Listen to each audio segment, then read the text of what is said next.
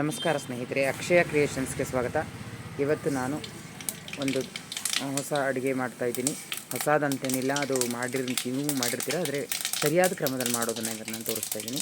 ಒಂದು ಬಾಣಲೆಯಲ್ಲಿ ನಾನು 2 tea spoon ಎಣ್ಣೆ ಹಾಕ್ಕೊಂಡಿದ್ದೀನಿ. ಅದಕ್ಕೆ ಸಾಸಿವೆ ಹಾಕ್ಕೊಂಡು ಬೆಂಡೆಕಾಯಿನ ಒಂದು ಅರ್ಧ ಕೆಜಿ ಬೆಂಡೆಕಾಯಿ ಹಾಕ್ಕೊಂಡಿದ್ದೀನಿ. ಇದನ್ನು ನಾನು ಇದರಲ್ಲಿ ಬಾಣಲೆಯಲ್ಲಿ ಚೆನ್ನಾಗಿ ಹುರ್ಕೊಳ್ತೀನಿ. ಬೆಂಡೆಕಾಯಿ ಸಣ್ಣ ಹೆಚ್ಕೊಂಡಿರೋದನ್ನು ಹದವಾಗಿ ಹುರ್ಕೋಬೇಕು. ಇದನ್ನು ಈ ರೀತಿ ಮಾಡೋದ್ರಿಂದ ನಿಮಗೆ ಲೋಳೆ ಬರದೇ ಇದ್ದ ರೀತಿಯಲ್ಲಿ ನೀವು ಸಾಂಬಾರನ್ನು ಮಾಡ್ಬೋದು. ಎಲ್ಲರೂ ಸಾಮಾನ್ಯ ಕಂಪ್ಲೇಂಟ್ ಏನಂದರೆ, ಅಯ್ಯೋ ಬೆಂಡೆಕಾಯಿ ಲೋಳೆ ಬರುತ್ತೆ, ಚೆನ್ನಾಗಿರಲ್ಲ, ಮಧ್ಯಾಹ್ನಕ್ಕೆ ಒಂಥರ ಬಂದ್ಬಿಡುತ್ತೆ, ತಿನ್ನೋಕ್ಕಾಗಲ್ಲ ಅಂತ. ಆದರೆ ಈ ರೀತಿ ಮಾಡೋದ್ರಿಂದ ನಿಮಗೆ ಬೆಂಡೆಕಾಯಿ ಸಾಂಬಾರು ಒಂದು ಚೂರು ಲೋಳೆ ಬರೋಲ್ಲ, ಹಾಗೆ ಯಾರೂ ಬೇಜಾರು ಮಾಡ್ಕೊಳ್ಳಲ್ಲ. ಚೆನ್ನಾಗಿ ಹೋಳೆಲ್ಲ ಚೆನ್ನಾಗಿರುತ್ತೆ, ಲೋಳೆ ಇಲ್ಲದೆ ಚೆನ್ನಾಗಿರೋದ್ರಿಂದ ತಿನ್ಬೋದು. ಈಗ ಇದಕ್ಕೆ ನಾನು ರುಬ್ಕೊಳ್ಳೋದಕ್ಕೆ ಟೊಮೊಟೊನ 3 ಕಟ್ ಮಾಡಿ ಇಟ್ಕೊಂಡಿದ್ದೀನಿ. ಟೊಮೊಟೊ ಹಾಕ್ಕೋತಾ ಇದ್ದೀನಿ. ಇದಕ್ಕೆ ಹುಳಿ ರಸನೂ ನೀವು ಹಾಕ್ಕೋಬೋದು. ಈಗ ನಾನು ಟೊಮೊಟೊ 3 ಕಟ್ ಮಾಡ್ಕೊಂಡಿದ್ದೀನಿ. ಹಾಗೆ ಇದಕ್ಕೆ ತೆಂಗಿನಕಾಯಿ ಒಂದು ಅರ್ಧ ಹೋಳಿನಷ್ಟು ತೆಂಗಿನಕಾಯಿನ ನಾನು ತುರಿದಿಟ್ಕೊಂಡಿದ್ದೀನಿ, ಅದನ್ನು ಕೂಡ ಹಾಕ್ಕೋತಾ ಇದ್ದೀನಿ. ನೀವು ತೆಂಗಿನಕಾಯಿ ಟೊಮೊಟೊನ ಮಿಕ್ಸಿಯಲ್ಲಿ ನೀಟಾಗಿ ರುಬ್ಕೋಬೇಕು, ಸಣ್ಣದಾಗಿ ನೈಸಾಗಿ ಬರಬೇಕು, ಆ ಥರ ರುಬ್ಕೋಬೇಕು. ಇದನ್ನು ರುಬ್ಬಿಟ್ಕೊಳ್ಳೋಣ. ಅದು ಹುರಿದಾಗುವಷ್ಟರಲ್ಲಿ ನೋಡಿ, ಇದು ಹುರಿದಾಗಿದೆ. ಈಗ ಇದಷ್ಟರಲ್ಲಿ ನಾನು ಬೇಳೆನ ಒಂದು ಕುಕ್ಕರಲ್ಲಿ ಬೇಯಿಸಿಟ್ಕೊಂಡಿದ್ದೆ, 1 ಕಪ್ಪು. ಆ 1 ಕಪ್ ಬೇಳೆನ ನಾನು ಇದಕ್ಕೆ ಆ್ಯಡ್ ಮಾಡ್ತೀನಿ. ಚೆನ್ನಾಗಿ ಹುರಿದಾಗಿದೆ ನೋಡಿ, ಅದು ಗ್ರೀನಿಶು ಇದೆ, ತುಂಬ ಏನು ಕಪ್ಪು ಥರನೂ ಆಗಿಲ್ಲ, ಅದರ ಲೋಳೆ ಎಲ್ಲ ಹೋಗಿದೆ. ಒಂದು 10 ನಿಮಿಷ ಬೇಯಿಸಿ ಇದನ್ನು ಹುರಿದ್ರೆ ಎಣ್ಣೆಯಲ್ಲಿ ಯಾವ ಲೋಳೆನೂ ಇರೋದಿಲ್ಲ ನೋಡಿ. ಇದಕ್ಕೆ ಇನ್ನು ಸ್ವಲ್ಪ ನೀರು ಆ್ಯಡ್ ಮಾಡ್ಕೊಂಡು ಹಾಕ್ತಾಯಿದ್ದೀನಿ. ಇವಾಗ ಇದಕ್ಕೆ ನಾನು ಇನ್ನೊಂದು ಸ್ವಲ್ಪ ನೀರನ್ನ ಆ್ಯಡ್ ಮಾಡ್ಕೊತೀನಿ, ಯಾಕೆಂದರೆ ಇದು ಸಾಂಬಾರಿಗೆ ಇನ್ನೊಂದು ಸ್ವಲ್ಪ ತಡೆದು ಬರುತ್ತೆ ನೀರು. ಹಾಕ್ಕೊಳ್ತಾ ಇದ್ದೀನಿ.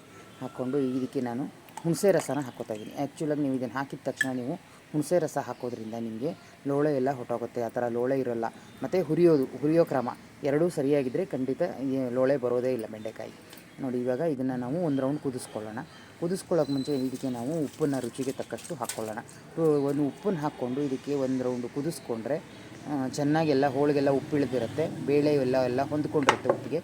ಇವಾಗ ನಾವು ರುಬ್ಬಿಟ್ಕೊಂಡಿದ್ದೀವಲ್ಲ ಟೊಮೆಟೊ ಮತ್ತು ತೆಂಗಿನಕಾಯಿನ, ಅದನ್ನು ಇದು ಮಾಡ್ಕೊಳ್ಳೋಣ. ಹಾಗೆಯೇ ಅದಕ್ಕೆ ಮುಂಚೆ ನಾವು ಈಗ ಇದಕ್ಕೆ ನಾನು ಮನೆಯಲ್ಲೇ ಮಾಡಿದಂತಹ ಸಾಂಬಾರು ಪೌಡ್ರು ಅದನ್ನು ಹಾಕ್ತಾಯಿದ್ದೀನಿ. ಆ ಸಾಂಬಾರು ಪೌಡ್ರನ್ನ ಇದಕ್ಕೆ 1.5 ಸ್ಪೂನಷ್ಟು ಹಾಕ್ತಾಯಿದ್ದೀನಿ.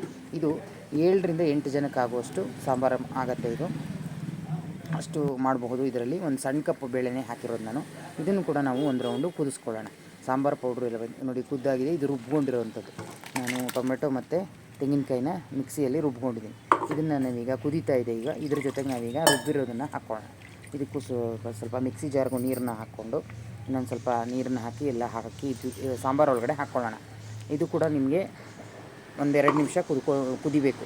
1-2 ನಿಮಿಷ ಕುದ್ದಿದ ತಕ್ಷಣ ನೀವು ಆಫ್ ಮಾಡ್ಬೋದು. ಒಗ್ಗರಣೆ ನಾವು ಸ್ಟಾರ್ಟಿಂಗಲ್ಲೇ ಹಾಕ್ಕೊಂಡಿರೋದ್ರಿಂದ ಮತ್ತೆ ಮೇಲೇನು ಒಗ್ಗರಣೆ ಹಾಕೋ ಅವಶ್ಯಕತೆ ಇಲ್ಲ. ಈ ರೀತಿ ನೀವು ಹಾಕ್ಕೊಂಡು ಒಂದು ರೌಂಡ್ ಕುದಿಸ್ಕೊಂಡ್ರೆ ಇದು ಸಾಂಬಾರು ತುಂಬ ರುಚಿಯಾದಂತಹ ಲೋಳೆ ಇಲ್ಲದೆ ಇರುವಂತಹ ಸಾಂಬಾರು ರೆಡಿಯಾಗುತ್ತೆ. ಇದು ನೀವು ಅನ್ನಕ್ಕೆ ಹಾಕ್ಕೊಳ್ಬೋದು, ಚಪಾತಿಗೆ ನೆಂಚ್ಕೋಬೋದು, ಮೊಸರನ್ನಕ್ಕೆ ನೆಂಚ್ಕೋಬೋದು, ತುಂಬ ಚೆನ್ನಾಗಿರುತ್ತೆ. ಈಗ ಬೇಗ ಕೆಡೋದು ಇಲ್ಲ. ಈಗ ಮಧ್ಯಾಹ್ನಕ್ಕೆ ತೆಂಗಿನಕಾಯಿ ಹಾಕಿರೋದ್ರಿಂದ ಕೆಡುತ್ತೆ ಅಂತ ಕೆಲವರು ಅಂತಾರೆ. ಈಗಂತೂ ಚಳಿಗಾಲ, ಹೇಳಿ ಕೇಳಿ ಏನು ಖಂಡಿತ ಇದು ಬೇಗ ಕೆಡೋದಿಲ್ಲ. ಬೆಳಗ್ಗೆ ಮಾಡಿದ್ದು ನಾಳೆ ಬೆಳಗ್ಗೆವರೆಗೂ ಚೆನ್ನಾಗಿರುತ್ತೆ ನೋಡಿ. ಈ ರೀತಿ ಒಂದು ರೌಂಡು ಚೆನ್ನಾಗಿ ಕುದಿಸ್ಕೊಳ್ಳೋಣ. ತುಂಬ ರುಚಿಯಾದಂತಹ ಬೆಂಡೆಕಾಯಿ ಸಾಂಬಾರು ರೆಡಿ ಆಯಿತು.